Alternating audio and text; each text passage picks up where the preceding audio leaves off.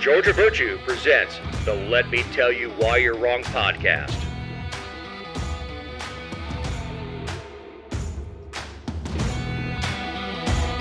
Thank you for downloading episode 285. I'm Dave Roberts, with my partner in this endeavor, the Representative Emeritus from down near Americus. I know you're not, but close in enough. Poland. Yeah, closer to it than I am. Hour and a half away. Just straight down 19. Well, hell, I did a little over 2 hours each way last week because my parents have a camper on Lake Logan Martin, and one of the windows was shattered. So at least someone told them. Yeah, that's a good thing. No one broke into it, but it's a nice little 4-hour ride. Yeah, straight out I-20 for you, right? Yeah, well, it's half hour off of 20, and I'm a half hour off of 20. Yep. So the time on 20 is only an hour. That's the easy road time. That's 83 miles an hour. Stay away from super speeder. But before we get into the stories this week, we have big congratulations for founder and former host of the show, Jessica Szilagyi. Yes, awesome news, Jessica. Congratulations. She went and baked a human all by her. Well, I won't say all by herself, but she went and baked a human. I know, and the pictures are amazing. She's got online so far, and it looks like her dogs have just welcomed the new baby into the household. So, yeah, it's awesome for her.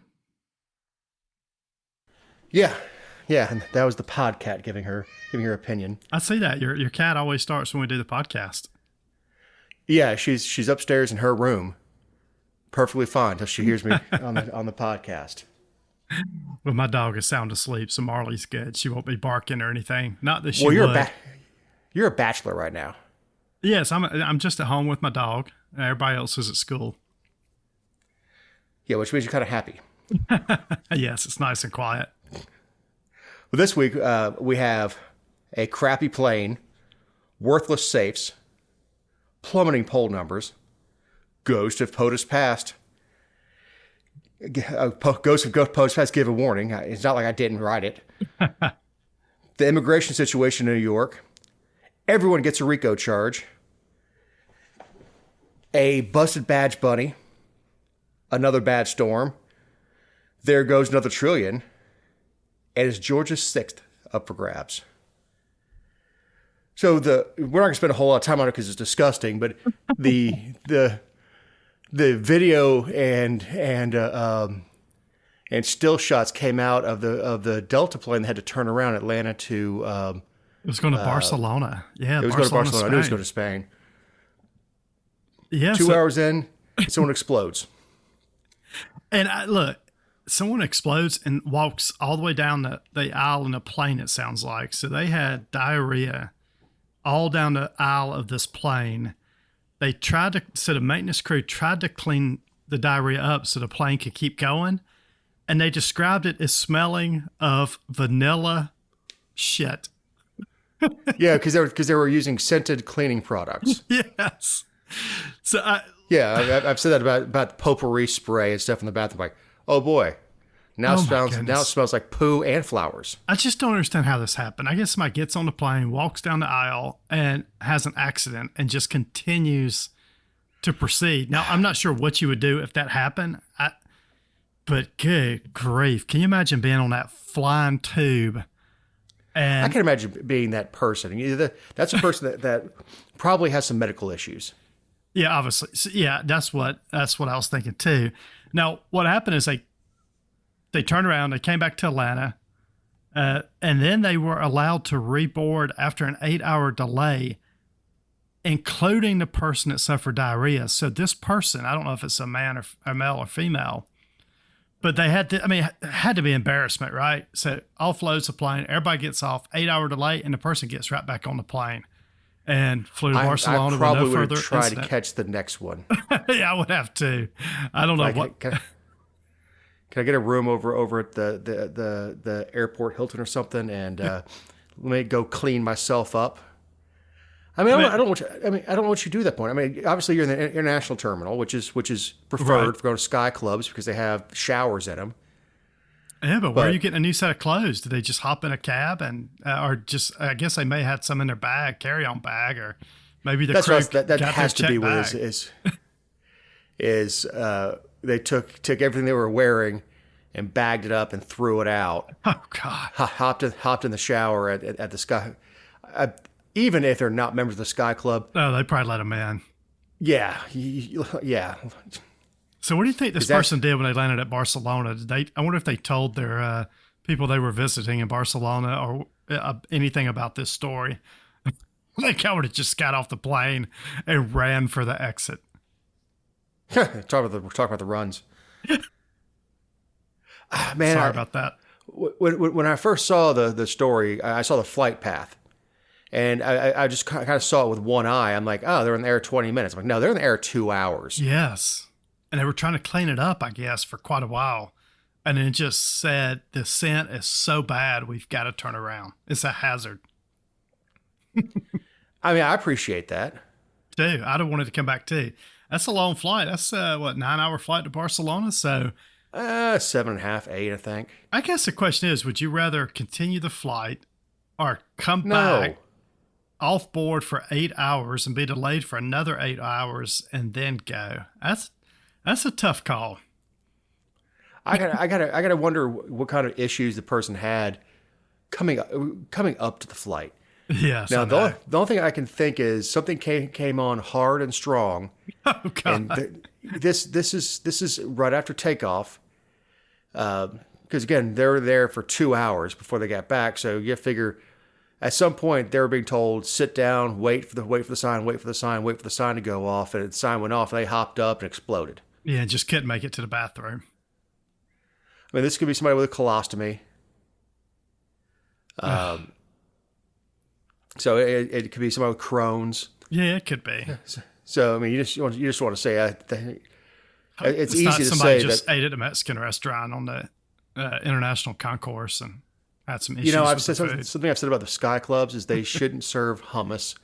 Like in the mornings, they'll have like vegetables and hummus and like boiled eggs. I'm like, you're getting in a metal tube. What the hell's wrong with you? Yeah, no eggs, especially boiled eggs. So remove the Liberty from Liberty Safe. Oh goodness, you came across this one. Yeah, how about this story? So, look, I'm kind of amazed at this point. So last week, the feds raided another house for one of the January 6th people that were involved in January 6th at the Capitol. His name was Nathan Hughes. He's from Fayetteville, Arkansas. So the feds come in, they raid his house. He's got a Liberty gun safe. I guess the guy wouldn't give the code to his gun safe to get in. The feds call Liberty, and Liberty gives them the universal code to get into the safe so they could unlock it. Yeah, the big news is that Liberty safes have a universal code. Yes. Yeah, and this story really went sort of viral with the Hodge twins. I don't know if you know Keith and Kevin or watch any of their stuff, but they brought this out about a week ago, and they had some outrage over this to say, why would Liberty Safe be in bed with the federal government and just hand over this password to the customer safes at law enforcement's request? And so they're calling for a boycott of the brand. I'm not sure that's going to go that far. It's not like Liberty Safes are just flying off the shelves every single day. But yeah, I was more interested in just why they would hand this over. Well, they're known in the gun community for having quality safes. Mm-hmm. They are, yeah, definitely. This is not what you find at Costco. This is not the Canon that a safe maker out of China just leased the name to put the sticker on their things. Yep. Liberty safes are actually very well made. Mm-hmm. It's also why it's a good idea to have a mechanical lock. Yep. Is outside of getting a warrant specifically for opening that safe and having a safe cracker come in, they're not getting into a hand dial. Yep. You know, it's not like you see on the Italian Job or on TV shows. And you stick stethoscope up to it, start hearing the tumbles. No. Mm-hmm. Safe cracker comes out there and drills it, and puts a scope down there and pops it open. Yeah, so I don't like Liberty. Also, I thought it was so strange that we're still raiding people's homes that were involved in January 6th. I had no clue that 2.5 years later, if you were in the Capitol, that the feds are just knocking doors down. They can't be looking for anything related to January 6th. That's the problem. Yeah, what are they looking for at this point? I mean, this is 2.5 years later, and there's no indication that this guy has done anything since January 6th, except been in the Capitol. I got you wrong, going in the Capitol. But what's this guy done for 2.5 years for the feds just to come in and raid his house? They're pulling strings. Whew, and they want to make sure that nobody else talks up. Yeah. Speaks up. And again, this comes off of last week. I forget the guy's name, but the founder, I guess, or the Proud Boys, or the guy over the Proud Boys, which I don't know anything about that organization, but he got 22 years for his part in January 6th. Look, there's people that kill people in Georgia that don't get 22 years in prison. There's rapists out there that are not getting 22 years in prison. It is just amazing to me how weaponized the Department of Justice has become. You get the justice you can afford. Yep. If you're Ashland Griffin down in Statesboro and you kill an abusive partner in self-defense, yep, you can catch a dime, 10 years, and her life is essentially ruined. Yep. Not to mention her baby, who's going to grow up without a daddy or a mommy. I know. But she got the justice she could afford. Yeah, I don't know. I mean, I don't know if this is ever. I mean, is there like a list of people that they haven't gone after yet at January 6th? Or are we still out there doing? Well, that's the thing about the feds. Facial recognition. Yeah, they don't have to tell you. They just show up one day with a warrant. Yep, and it's usually about 5:30 a.m. in the morning before you're Why before do they you're do out of that? bed. I'm much likely to shoot you if you wake me up at 5:30 in the morning. Exactly. If you want to come to my house, look, come on, right during lunch. If they want to cruise in, like go ahead and start warming up the Keurig and get a cup of coffee going, and then we could sit down and talk about the warrant spout, fine. But you're going to come bust at my door at 5:30? I remember Alien Gonzalez back in the 90s. They snatched him at like 3. Yep. 3 o'clock in the morning, he's petrified, being ripped away from the only family he has left to be sent back to an oppressive regime because, that's what Bill Clinton wanted to do. Mm-hmm. So it's not the first time we've seen it weaponized. But it feels like it's a lot more weaponized up under Democrat presidents than Republican presidents. I just don't remember, and we talked about this earlier. I mean, Trump could have come into office and locked Hillary Clinton up, but he said, I'm not going to prosecute Hillary Clinton. And I think he probably could have if he wanted to. The media would have went crazy over it. But the Biden administration, it's just a clear, could anybody dispute they're not working with the Justice Department and then even local agencies like the Fulton County District Attorney to go after political people they don't agree with? I don't know how anybody could admit they're not in bed with each other at this point. Oh, yeah. And we've got more bad news for Biden right now. Everything around him's on fire. It is. But, yeah, his job approval rating. So the story came out this week. His job approval rating stands at just 39% now. That's one of the lowest approval ratings for president, in his first term, trying to get into a second term. 58% of people say his policies have made the economic conditions in the U.S. worse. That's up 8 points since last fall. 70% say things in the country are going badly, a persistent negativity, that's kind of plagued him for his whole time in office. And this is what I found interesting. After you say all that stuff I just said, 51% say government should be doing more to solve the nation's problems. Who thinks right now that the government needs to do more stuff? So everybody thinks Biden's doing bad, but 51% of those people think the government should be doing more to solve problems. I mean, what problems have they actually solved, Dave, and made it better? Nazism, the British, and a rebellion right in between the two. Mm-hmm. And all of those involved military force. Yeah, but you can't say anything back at home. I mean, you can't say healthcare's any better since Obamacare came in. It's a lot worse. It's more expensive, it's harder to access, and it's worse. Yes, exactly. So I'm not sure. That's because people don't understand.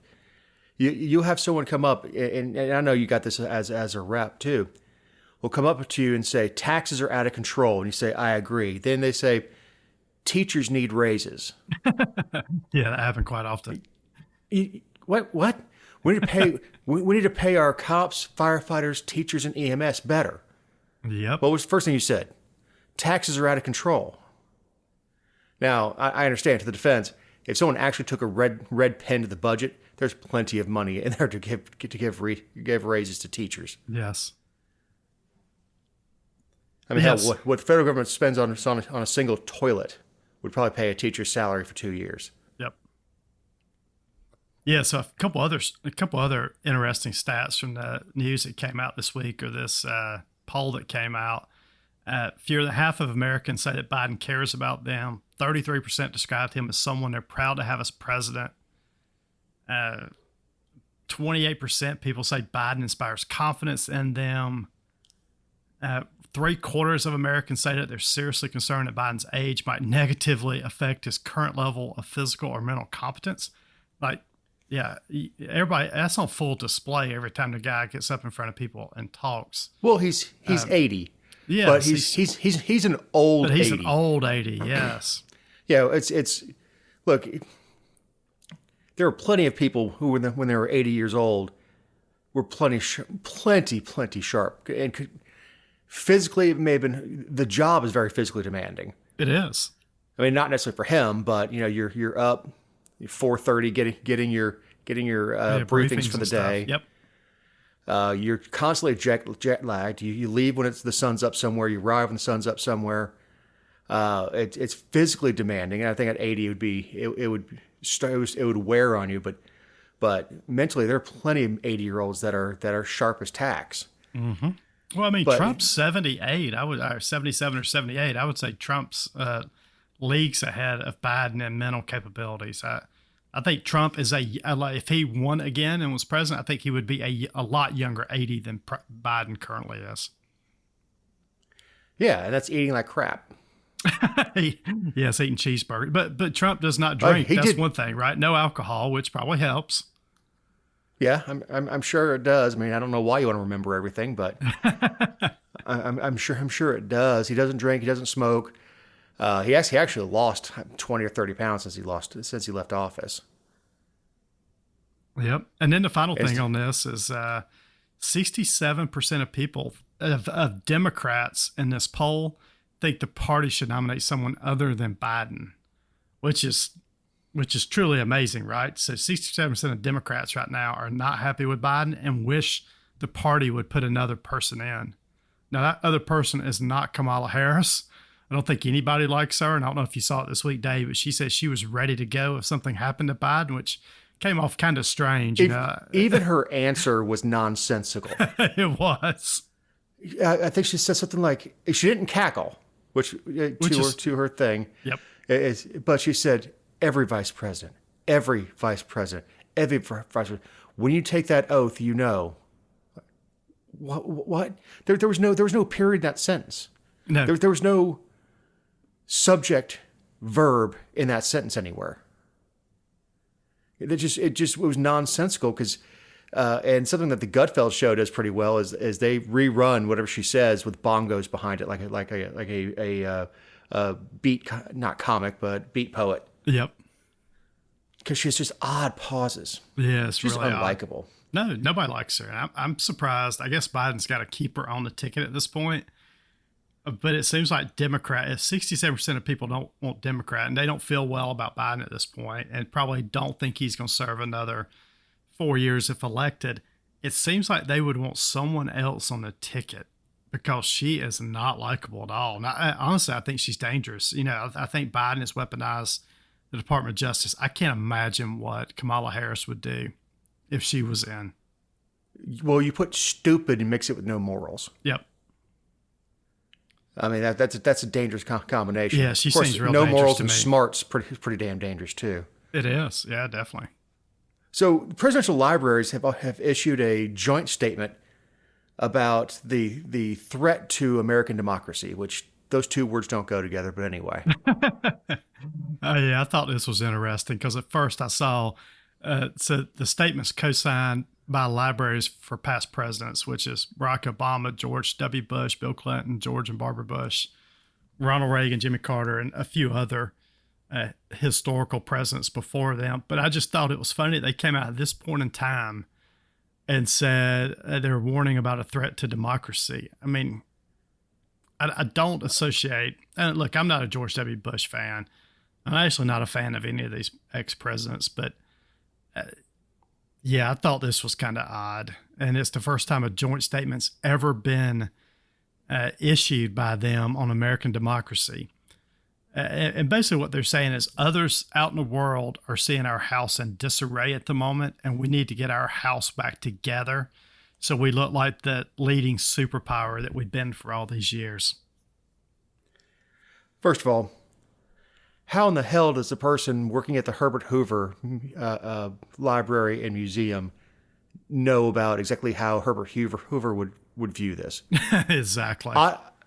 Often referred to as the worst president in the 20th century. Yeah. I mean, there's a list of them here. I mean, Jimmy Carter, George W. Bush. I know there's a lot of people that like George W. Bush, but he started this.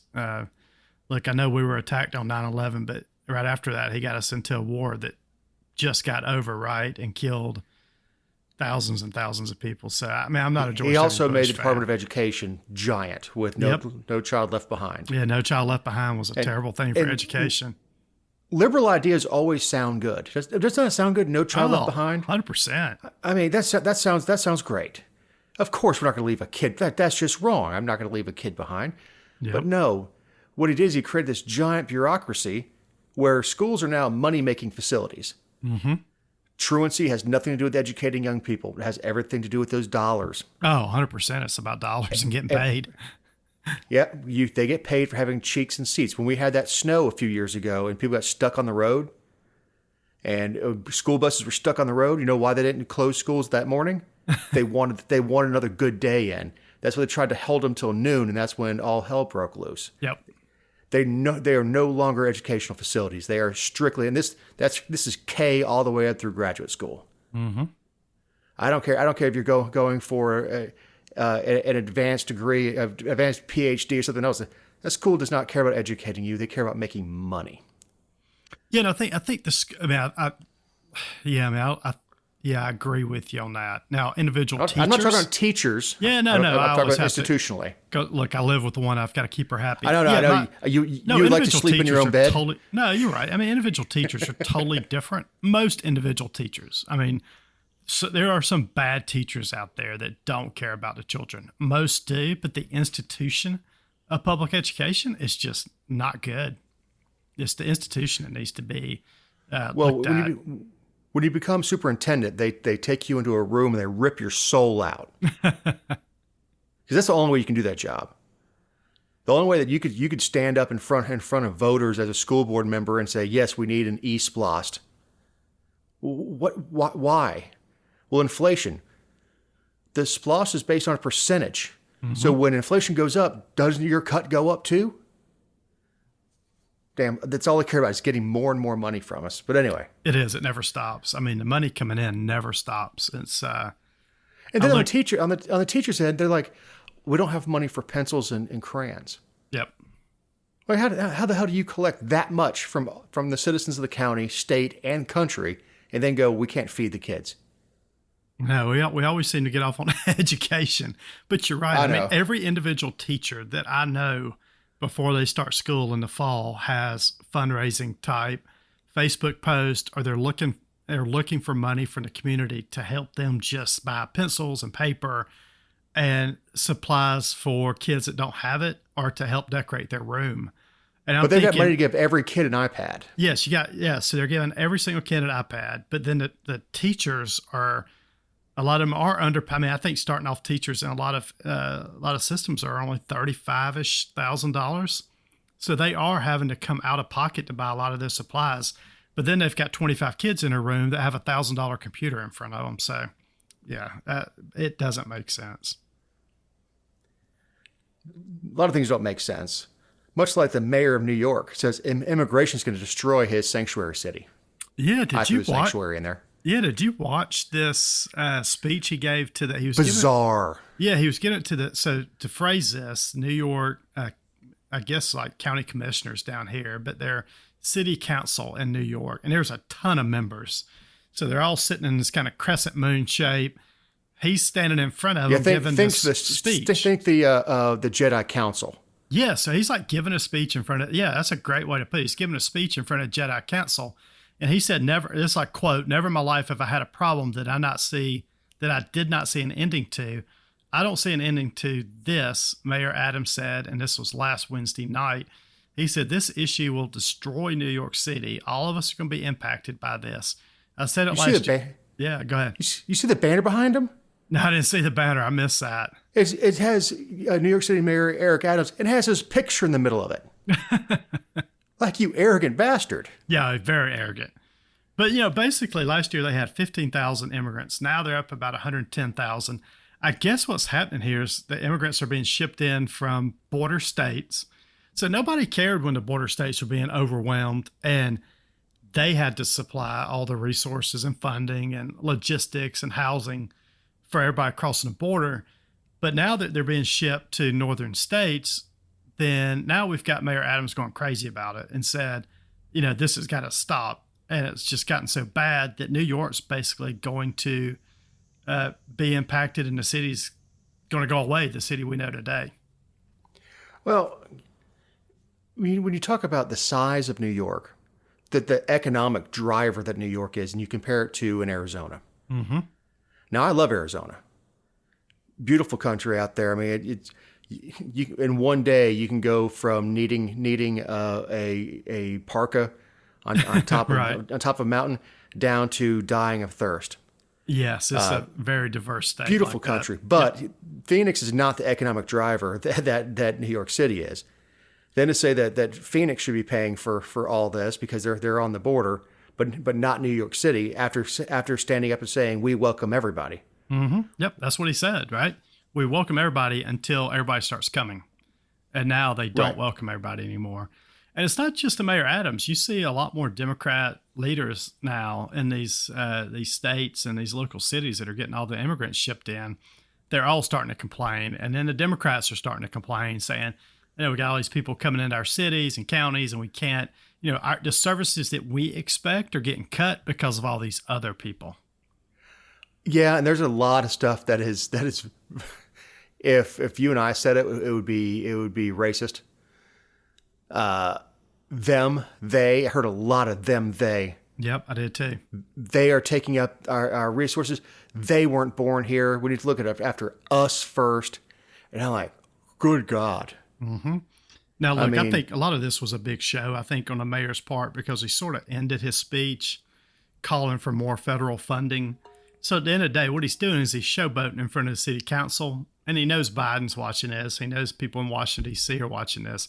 He's doing this so D.C. pumps more taxpayer dollars into New York and helps with this problem that he's got. I mean, at the end of the day, that's what is going to happen here. And look, I wouldn't be surprised if Biden stroked them a check. They want more money. They have a $12 billion deficit. And to put that in perspective, that's New York City. Our state government's budget is around $32 billion. So they had a $12 billion. That's our budget, not our deficit. Yes, that's not our budget. We don't have a deficit, but they had a $12 billion deficit. So, huge. Yeah, our Constitution won't let us run a deficit. It will let us borrow money, but it won't let us run a deficit. I get you. Those two things are sort of at odds with each other, but sort of. You can issue bonds. Yep. Yeah, but New York's budget is $107 billion. So New York's budget's just the city's budget is 4 times what Georgia's annual budget is. That's how big it is. And the only difference I would say between debt and a deficit, if you buy $1 million house, but your payments are only $3,000 a month, and you make $10,000 a month, you're not running a deficit every month. Right. Versus just taking on debt and just essentially that entire $1 million is due right now, and every month I don't pay it as a penalty. Yeah, it's a penalty. Yeah, you got interest, which is a lot larger now. So we got RICO going for everyone. Everybody gets RICO in Georgia. Yeah, so this was an interesting story this week. Attorney General Chris Carr came out and charged 61 people, or he indicted 61 people in Georgia on racketeering charges. This is all around Cop City, which is the new Cop City that the Atlanta government's trying to build. It's like a training facility up in Atlanta. It's been a lot of protesters, and Chris Carr came out and charged them with RICO this week.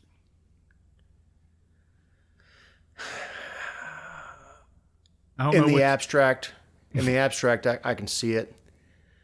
The way the RICO law is written in Georgia is so loose that if 4 friends are riding in a car and see 4 other people and say, hey, screw those guys, let's go beat their asses, they can catch a RICO charge.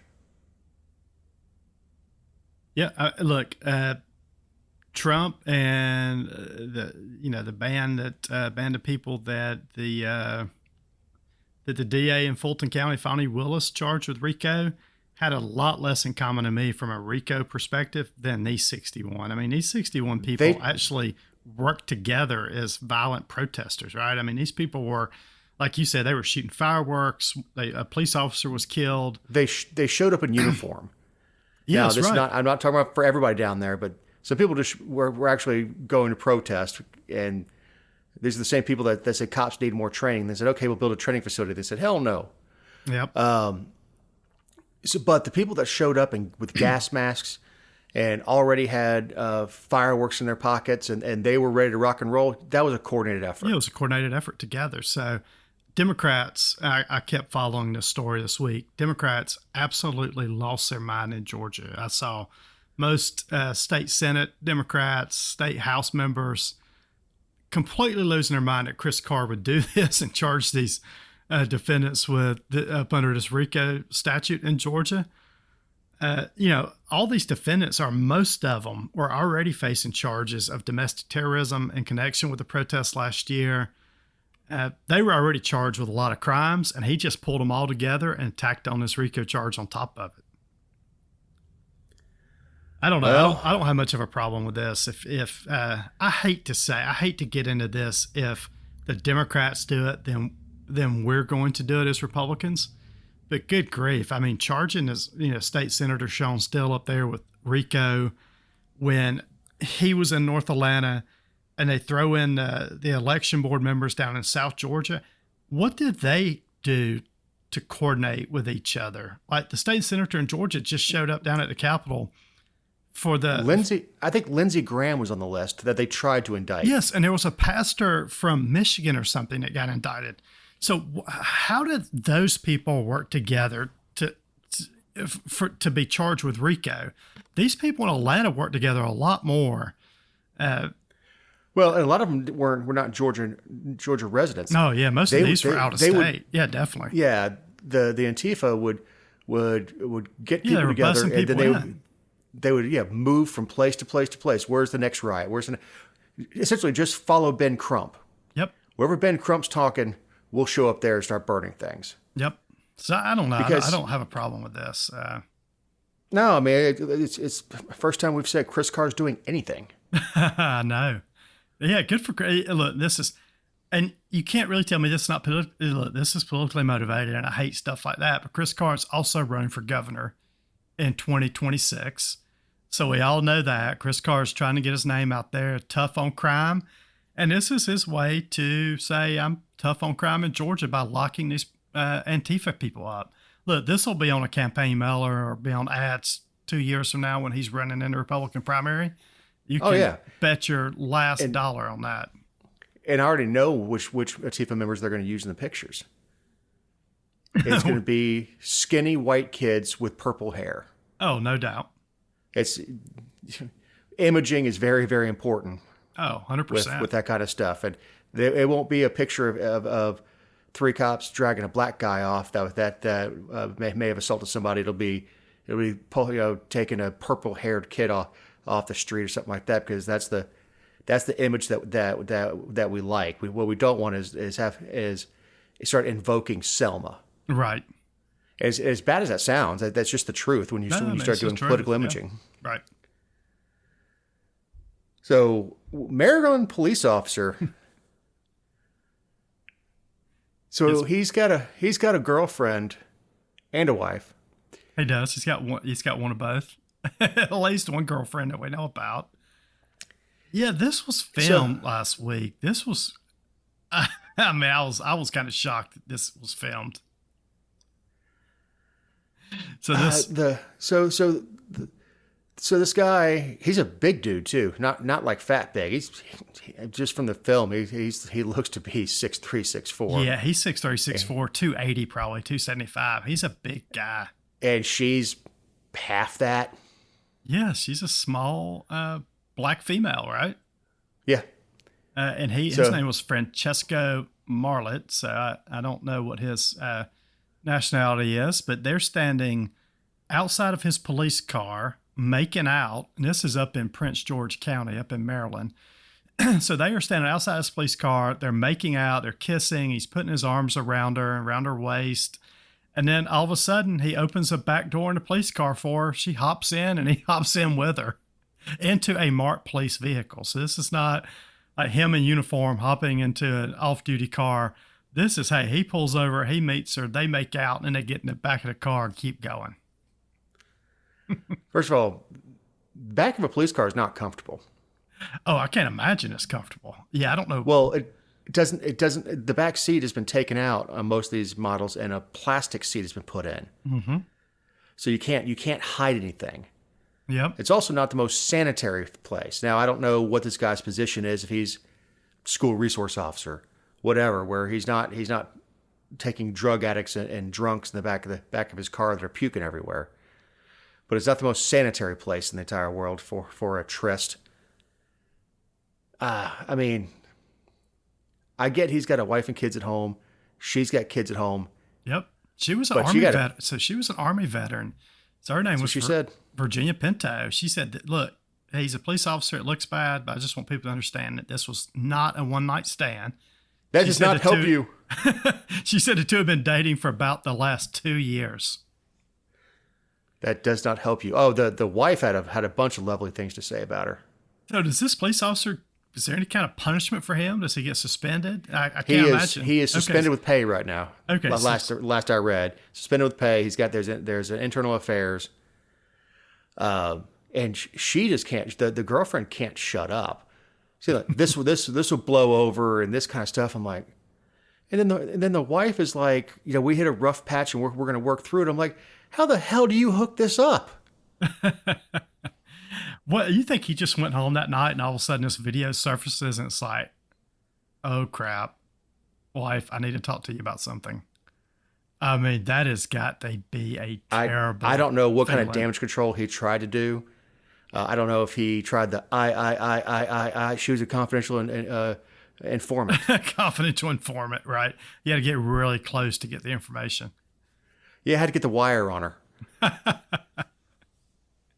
I honestly, with being as big as he is, I'm kind of impressed with his flexibility if he's able to make that work. I am too, because that back seat of the car, I've seen people get in him before, and it's really small and uncomfortable looking. Because if you put a guy in the back seat of a police car and he's 6'3", 6'4", they are all crumpled up in the back of the car. I mean, they've got legs and their knees are in their shoulder and their chest. Well, it's just. And I don't know if we mentioned this was a public park. Yes, right. This wasn't a deserted road or something like that. Not that makes it any better, but this was at a public park where kids play. Yeah. During the daytime. I think it was later afternoon, but it was light out. I hope he had some tint on the windows. I think he did from the video that I saw. Whew. But even with tent, I mean, if this car's a rocking, don't come knocking. I mean, I don't know how you throw everything away like that. I don't either. And two is, at some point, why don't you arrange to have a stabbing cabin where you meet her? Good Lord. Yeah. I know. I'm sure he could have found somewhere around town that was out of the public eye. He's in the back of an SUV getting rug burns on his knees like he's a 16-year-old behind school after prom.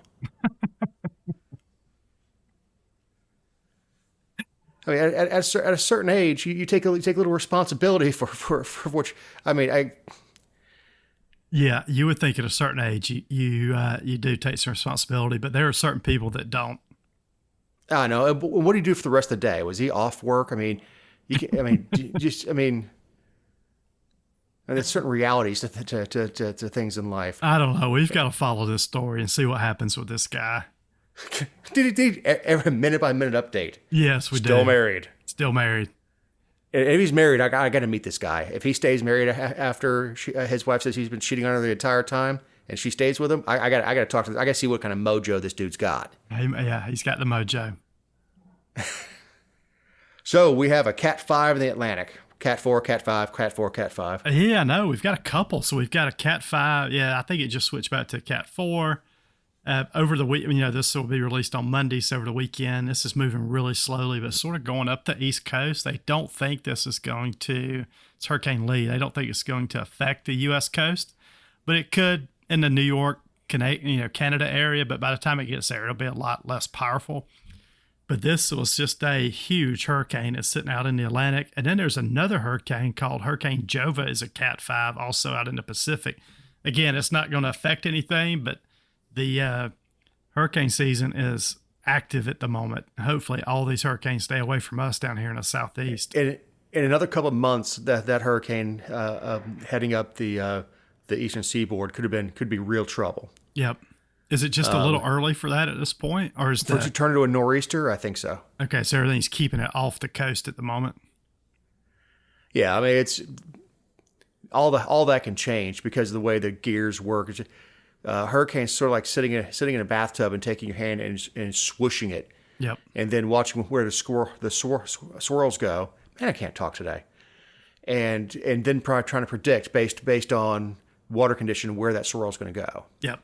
So hopefully this one stays off coast. It's just it's amazing that we've got two of those out there. And again, this is fodder for the climate activist of saying, "Oh my God, we've got two Category 5s, out in the Pacific and Atlantic at the moment, so we've got to spend more taxpayer money on preventing hurricanes from popping up in the Atlantic." Yeah, just build a big wall. yeah, build the wall. That would fix it.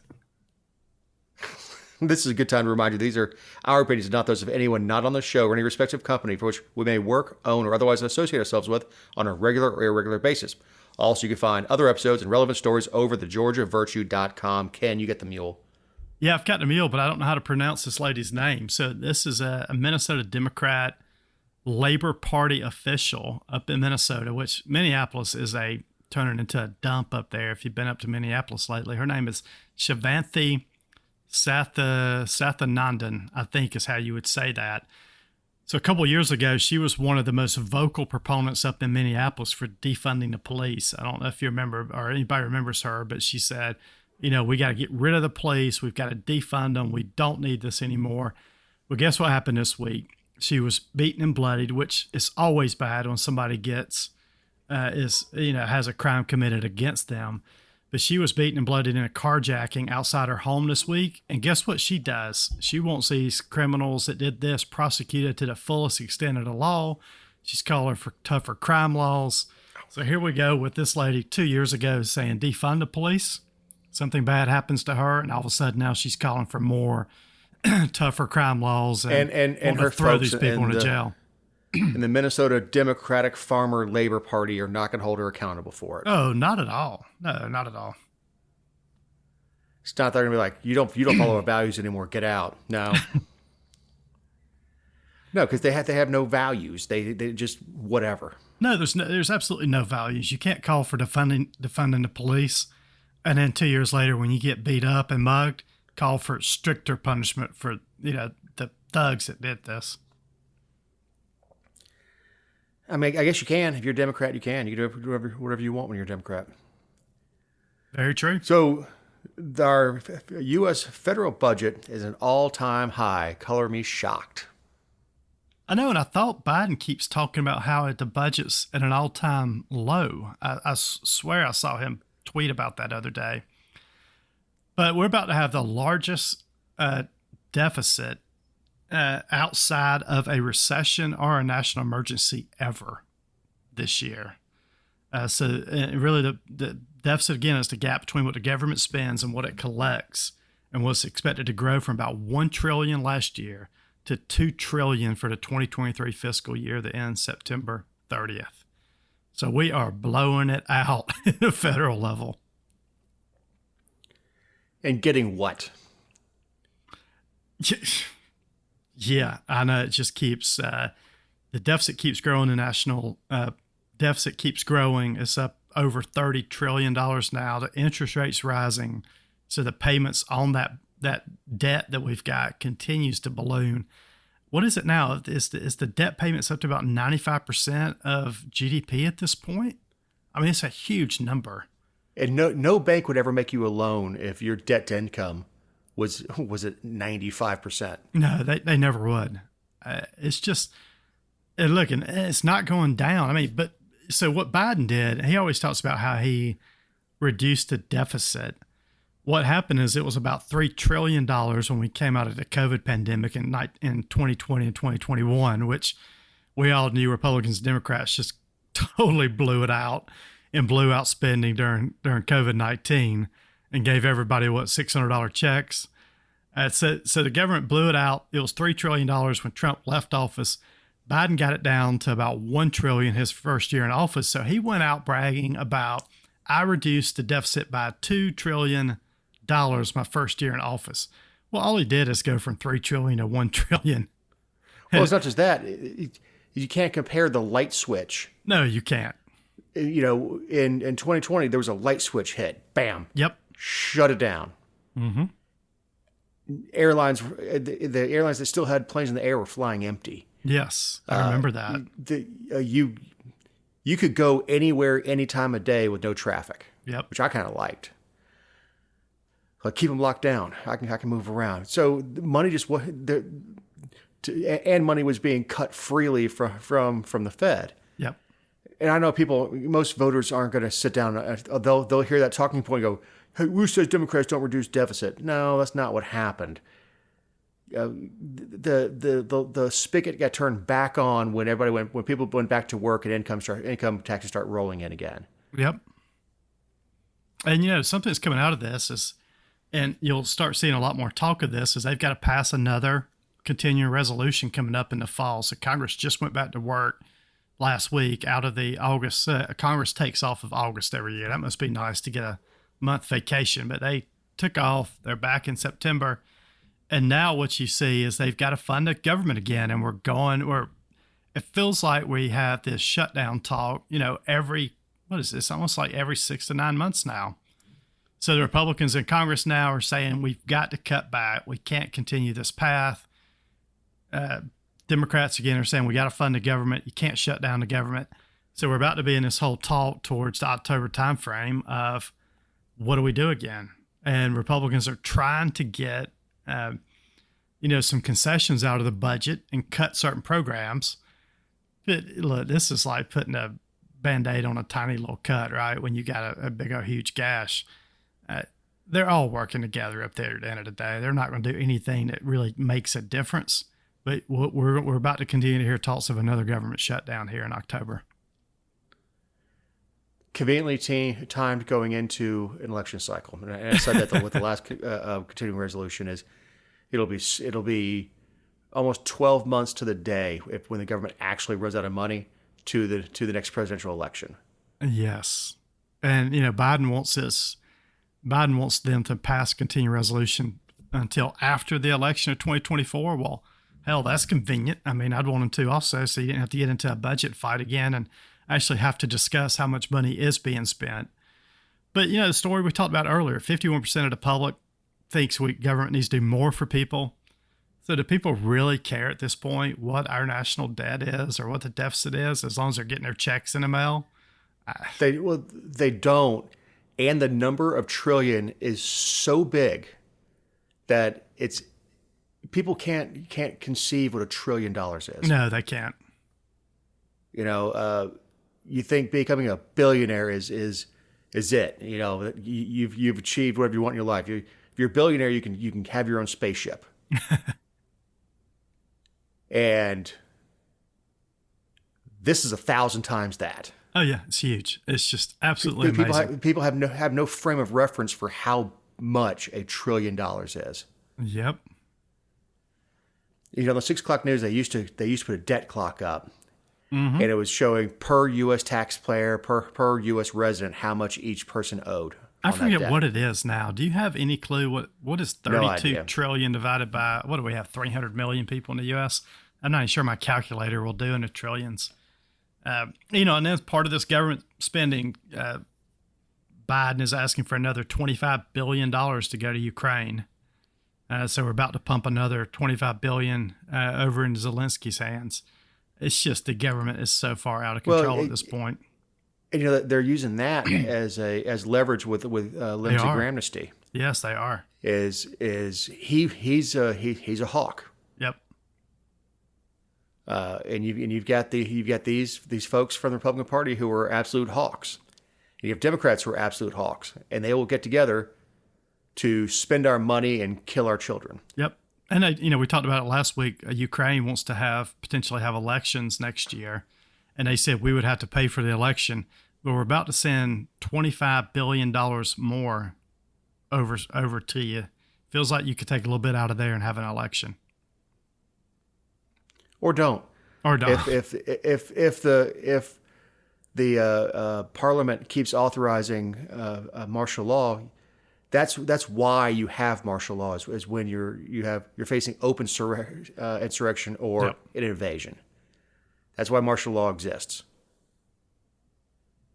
It's, you know, nobody wants to live under it, but no one wants to be getting shelled by the Russians either. No. So I think we talked last week. We talked about the elections last week or week before, but trying to run a what we would consider a modern election in a war zone would be incredibly difficult. Yep. So are the Democrats going to take the 6th? I think they are.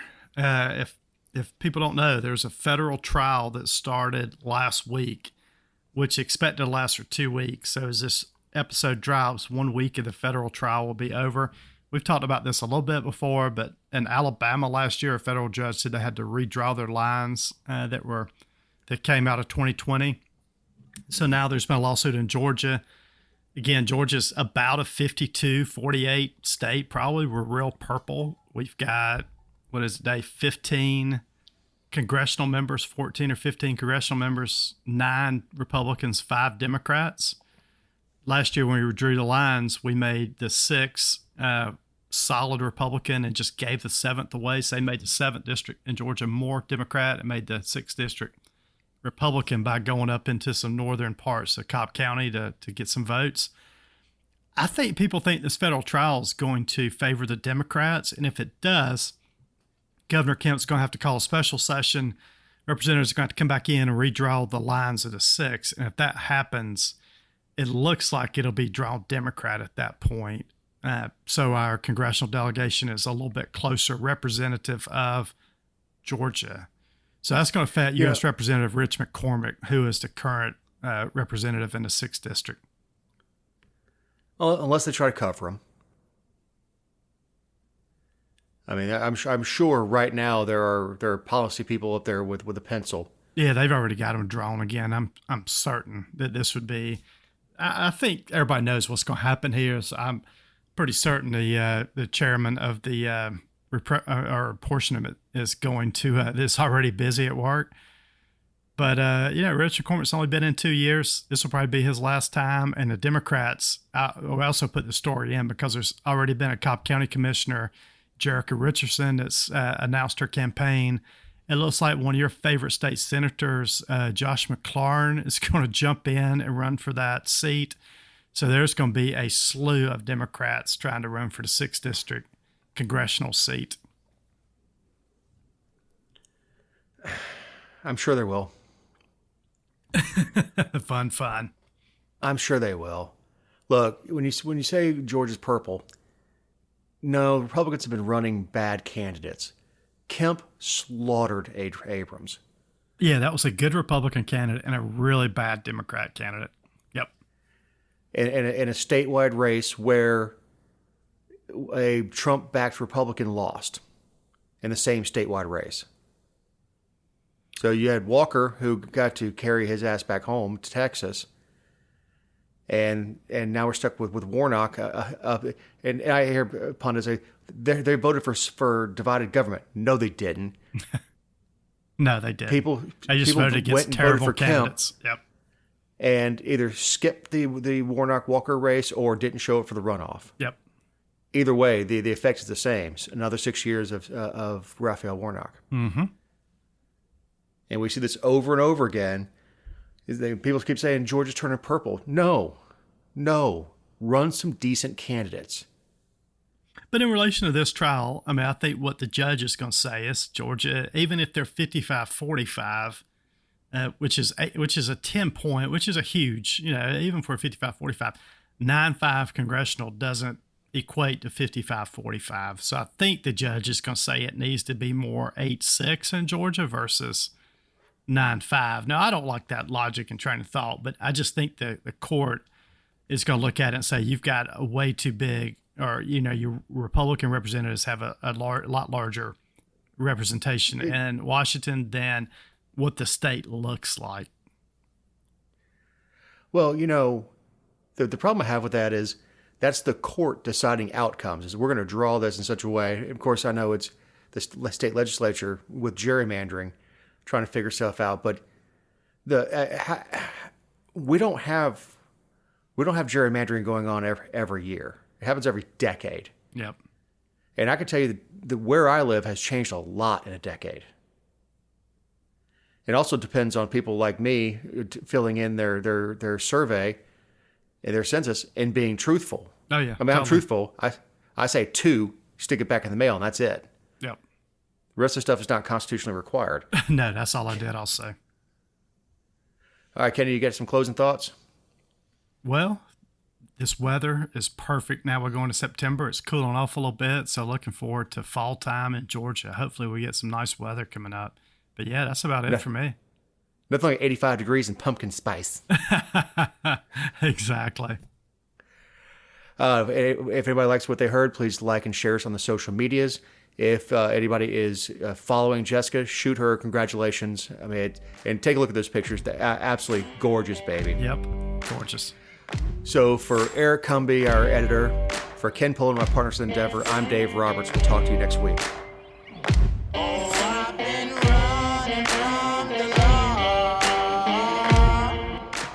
Hope they won't shoot me down soon.